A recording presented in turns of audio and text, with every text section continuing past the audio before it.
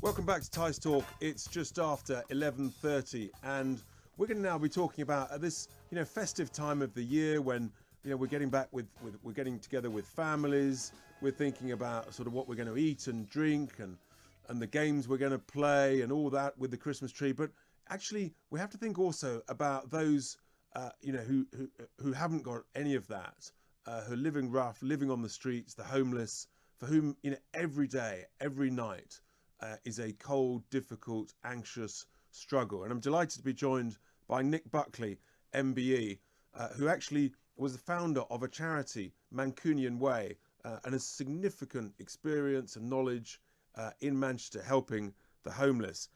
Nick, a very good evening to you. So for many of us, this is a great time of the year, but for others, of course, actually, it's a particularly difficult time of the year. It's one of anxiety. It's very often freezing cold. Very often they're vulnerable to to sort of drug dealers and such like. What's the sort of what's the best way to help homeless if we come across homeless people on the street, and how significant a problem is it compared to previous years as we approach Christmas this year, Nick? Thanks for the invitation, Richard. Nice to see you. Homelessness, well, let's call it rough sleeping, because homelessness covers lots and lots of different things. So we're talking about rough sleeping, people sleeping on the streets. That has dramatically increased over the last 10 years. I used to run Manchester city centre for the council, and at that point there, we had 17 rough sleepers in Manchester city centre, and we knew them by their first names. Roll on, just before COVID, and we had anywhere up to 250 people living on the streets in the city centre of Manchester. That's how bad it got. The figures of the last 18 months, I don't know. COVID has ruined everything. So the issue is dramatically increased. Now, if people want to help, and people should want to help, that's really is the issue, is the vast majority of people think they care, but really don't care. They just don't know they don't care. If you see somebody sleeping rough anywhere you live, it's the council's responsibility. So Google the council, get your phone out, Google the council, look for homeless services, and there'll be a telephone number there where you can report that person to say they're living in a tent behind these bushes on such and such a road. That's really all you can do there and then. There is no silver bullet.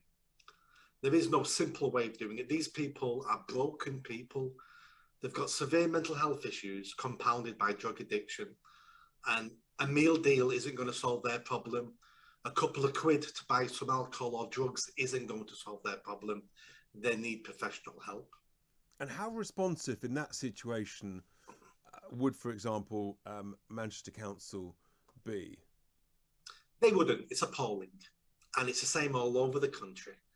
And the reason why it's appalling is because the councils do not have a duty of care. They only have a duty of care if the temperature drops below zero, and then they have a duty of care, a legal duty of care. So up to that point, it's only what the council want to provide. And basically across the whole country, they provide hardly anything. It's a disgrace.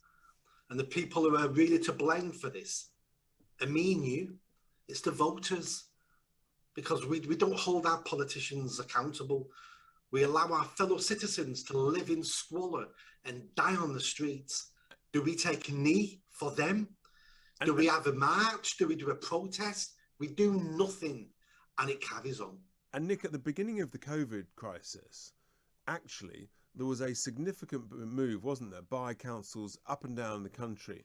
And as I think I recall, in a sense, they actually rented hotels that weren't being used for anything else in order to, to help rough sleepers, homeless, into those hotels. What happened then? Because that sort of seemed like, some form of progress. What happened after that, and how come it slipped back? Because it was funded by national government, and once national government said we're not funding this anymore, they all got kicked out of the hotels, and that was the end of the project. And who was managing it? I mean, was it managed by charities or was it managed by councils? Councils. It was the councils. So everybody, almost everybody, came off the streets.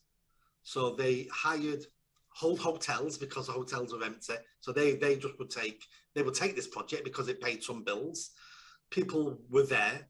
We then managed to get people who could do drug work, mental health people in there, and some good work was done in those hotels by the council. So I want to give the credit to the council there. They did some good work because it was all contained. They got fed at the hotel as well. But once that money ran out, the councils all went, well, we're not spending our money on this. We've got other projects we want to fund. So they all left the hotels back onto the streets, and any good work that was done, the vast majority of that good work then just fell apart. You can't fix these people in a couple of days, a couple of weeks. Some of these people are going to need help and support for the rest of their lives. Sure. So it's essentially, it sounds like that actually the opportunity, when people have been put in those hotels, the opportunity to work with them and to reduce their addiction, to help them over the short to medium term, that opportunity wasn't taken advantage of and was missed and essentially was let slip. Is that right? Absolutely. There was also another benefit at that time as well, which was the city centres were empty. So these individuals would spend all day begging for money for drugs, which is one of the major issues for them. That money wasn't there. So they were in a better position in those hotels to accept help and support because there was nowhere to go. They couldn't go out begging for drugs. So it was just a perfect opportunity to really have a good go at solving this problem. And it just wasn't long enough. The money wasn't there long enough. Yeah, Nick, it sounds like a wasted opportunity. I'm going to change tack, Nick, to talk about a different form of waste. An extraordinary article in today's Daily Telegraph about the increase in food waste around about Christmas time. The headline is mind-boggling. 2 million turkeys to go to waste this year. Alongside 2 million turkeys, 74 million mince pies and 100 million Brussels sprouts are expected to be binned this Christmas, according to research, which is a huge increase on just 6 years ago when a mere 263,000, I don't know how they make it so accurate, turkeys and 7.5 million mince pies. I'm addicted to mince pies, I have to tell you.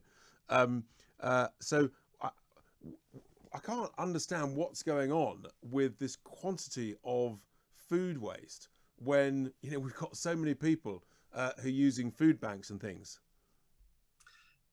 Yes, it does sound extremely strange when we look at it. But what we have to realise is we're an extremely rich country.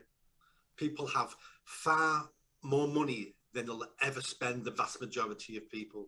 Even though we do have poverty, it's relative poverty. The poorest person in the country today would have been extremely rich compared to 100 years ago. The poorest person then. Homelessness and the poverty we have in our country now has got virtually nothing to do with food. I'm not having it. No one is hungry in our country. And if you're hungry in our country, it's because you can't manage your life. It's got nothing to do with how much money you've got. And when we're talking about people who are above sleeping on the streets, not one person ever that I can ever think of in the whole of the UK has ever died on the streets because of a lack of food. In fact, there's so much food on the streets that a rough sleeper does nothing but eat. I've spoken to dozens and hundreds of them. No one's ever hungry. But when we look at that waste does seem immoral, that we can waste so much decent food. How we combat that is probably a conversation for another day. Yeah, I mean, it really does sort of highlight the extremes there, doesn't it? Just as you say, that sort of there's so many areas where you see it, but that sort of just-in-time culture, that sort of feeling that we've got to have masses and masses of food in and around the home, in the fridge, in storage, and yet you end up with so much waste, and that just seems, in a sense, it just seems so wrong. But we surely can do much better. I thought there was a I thought there was a turkey shortage this year, rather than an excess of millions of turkeys. Who knows? Nick, thank you very much indeed for those thoughts, and we'll come back to you, because obviously this is going to be a difficult Christmas period for many, for rough sleepers, particularly if it gets really cold, without question. And we do need our councils to be more responsive, to be able to help those who really are in need. That was Nick Buckley, MBE, founder of the Mancunian Way charity.